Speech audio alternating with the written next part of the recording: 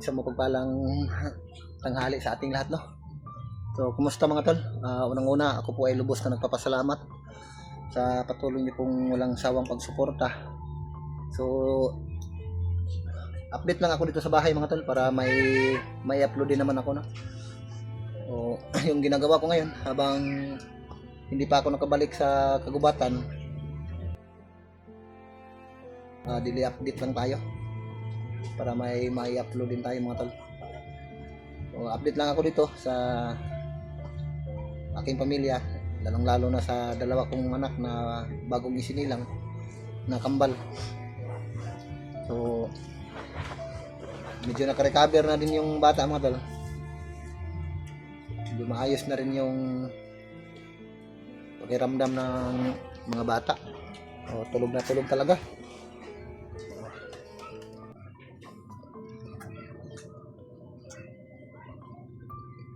Ito si Jill Rose, medyo mapula. Nilihi kasi ito sa sili. At itong isa naman, butong, si Jill Rose na pinapadidi pa ng kanyang mama. Nag-smile. Oy, nawala man, hindi ko naabutan yung pag-smile ba. Dirap sili man na So, nandito din yung lola ng bata mga tol, bumisita din dito para makita din yung kalagayan ng bata. Ito yung lola ng bata mga tol, mama ni Buds. So, nakita niya yung dalawa niyang apo. Nag-smile na naman. Hindi ko lang maabutan ba. Kunti lang yung pag-smile niya ba. Maya-maya, mag-smile naman yan. Tapos na yung nagdidi. So yung isa na naman pinapadidi. Yung ginawa ng asawa ko mga tol ay nagmix na lang yung asawa ko ng gatas kasi hindi talaga pwedeng pagsabayin na magdidi sa kanyang mama. O kailangan ng mixing ng gatas. Tinitimplahan na lang. Grabe, tulog na tulog ba? Uy, saan mo ito diya? Isang bata.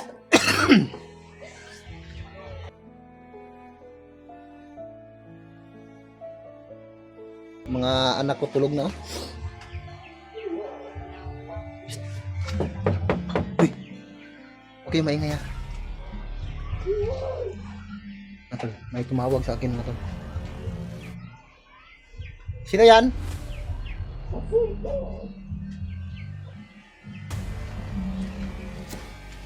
May kumakatok sa pintuan.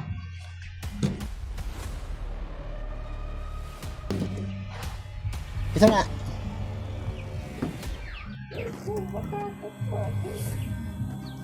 May tao.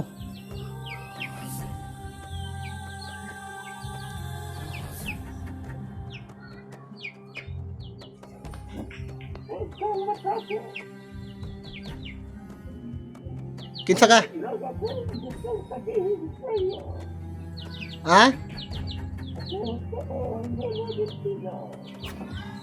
May tumatawag sa akin mga tol pero wala akong makita.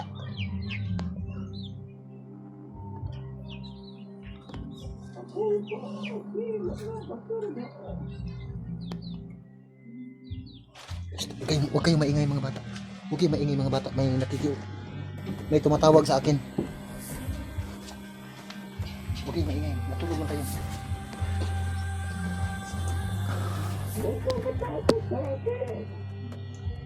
Sino ka? Anong kailangan mo? Uy.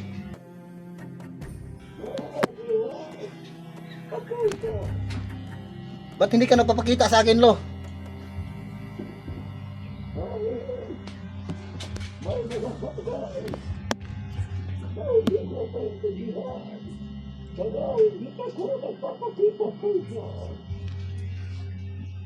Labas muna ako mga tol.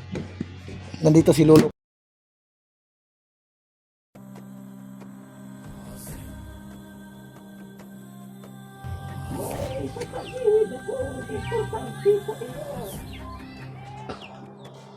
Ano yan, Lo? Ay nakagad mo umakyat. Kailangan mo tulungan ang mga kasamahan mo. Hindi pa ako makaakyat sa ngayon lo kasi yung kalagayan ng asawa ko dito sa ngayon hindi ko maiwan-iwan, walang kasama dito, pero gusto ko na talagang umakyat, pero yun nga lang, walang maiwan dito sa pamilya ko. Huwag kang pagpalala dyan. Dahil mayroon ako inutusan na samahan ang pamilya mo dito. Isang babae ang kusang darating dito para samahan ang pamilya mo. So kung gayon lo, kapag may kasama lang yung asawa ko dito, ay makakaakyat na ako sa bundok para matulungan yung mga kasama ko doon. Huwag kang mag-alala dahil gagabayan ko rin sila dito. So yun mga tol, narinig ko yung boses ni Lolo nagsasalita. Kaso nga lang hindi mo pakita. Bihira lang talaga ito mga tol, no? Araw tinawag ako ni Lolo. Kasi kadalasan gabi si Lolo magparamdam. Magpusap sa pag-ibigila. Kagabi. Kinasihan ko na pupuntahan kita dito. Upang ipagbigay alam. Sabagay na nagtulong ang mga kasamahan niyo. Kailangan magsanit-sanit kayo ng ilaw. Hindi pa ba nakaakyat si Lo? Si Kilaw, hindi pa nakaakyat sa bundok? Hindi ko siya pinatuloy na umakyat. Sapagkat delikado pag siya nagpagita. Kailangan magsasa kayong dalawa upang sana'y kursa ang lakas niyo.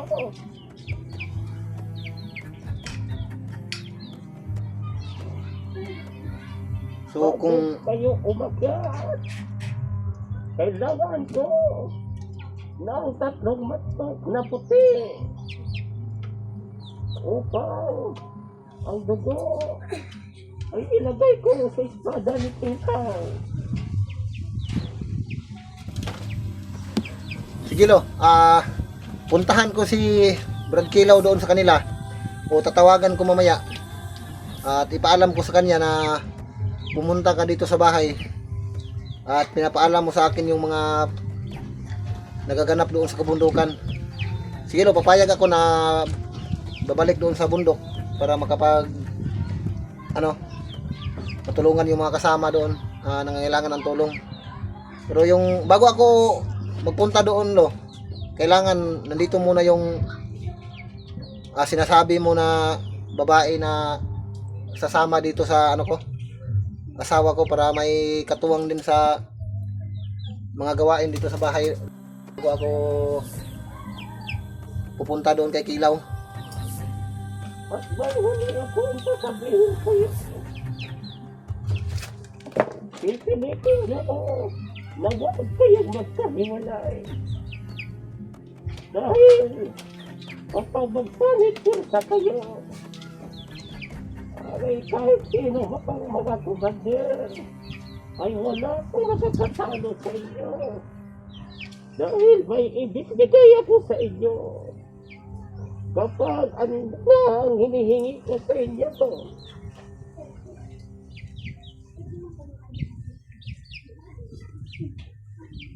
May ako dito lo. May 3 akong manok dito kaso nga lang hindi puti. Pero medyo bata pa. Yung puti ako lang upang mabisa ang mga orasyon na gagamitin ko.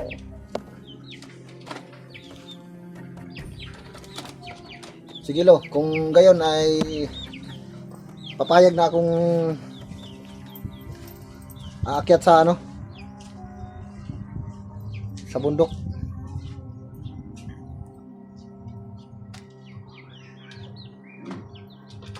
Tol.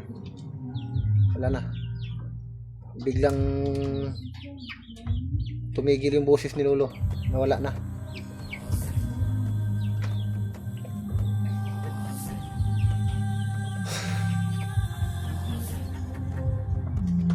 Problema natin ngayon, paano tayo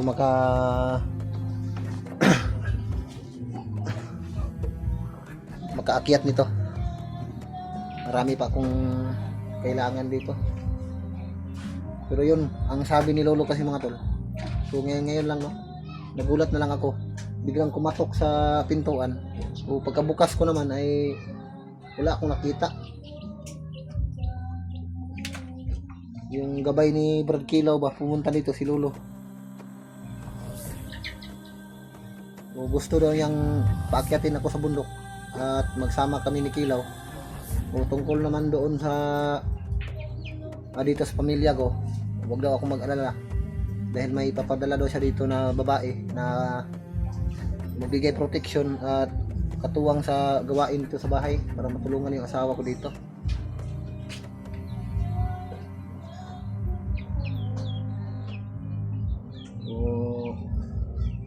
Tatawagan ko muna si Kilaw kasi kailangan doon ni Lolo ng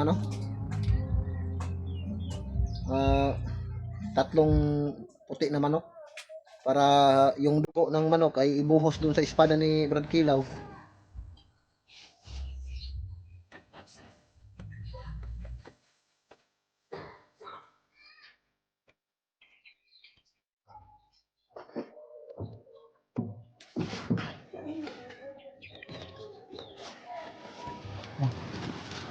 Oh, at nagising kayo.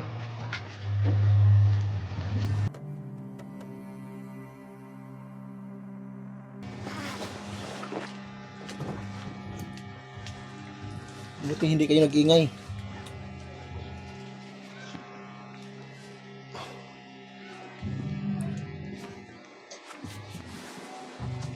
So, yan mga tol, kung medyo mahina nga lang yung boses ni Lolo na tumatawag sa akin kasi bago kasi tinawag ni Lolo yung pangalan ko, nag-update ako dito, pinapatulog yung mga bata, tapos nagulat na lang ako mga tol na may tumatawag ng 3 beses sa aking pangalan. Medyo mahina nga lang, tapos 2 beses din na kumakatok sa pintuan. So pagkabukas ko naman mga tol ay wala akong nakikita. So si Brad Kilaw lang yung nakakaalam kasi bihira kasi yung papakita si Lolo yung gabay ni Brad Kilaw. Yung sabi niya sa akin, uulitin ko na lang yung sinabi ni Lolo mga tol kasi hindi kasi iwan ko lang kung mapasok dito sa video. Kasi medyo mahina kasi yung boses ni Lolo na tumatawag sa akin na nais niya na paakyatin ako sa kagubatan para matulungan din yung mga kasamahan doon at lalong-lalo na yung mga nabibihag.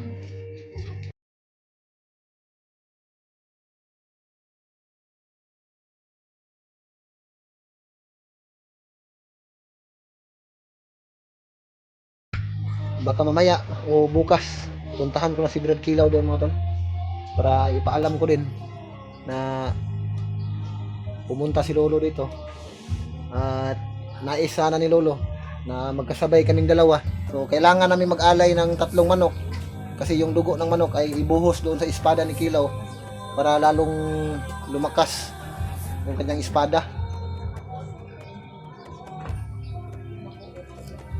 So sinubukan ko naman mga tol.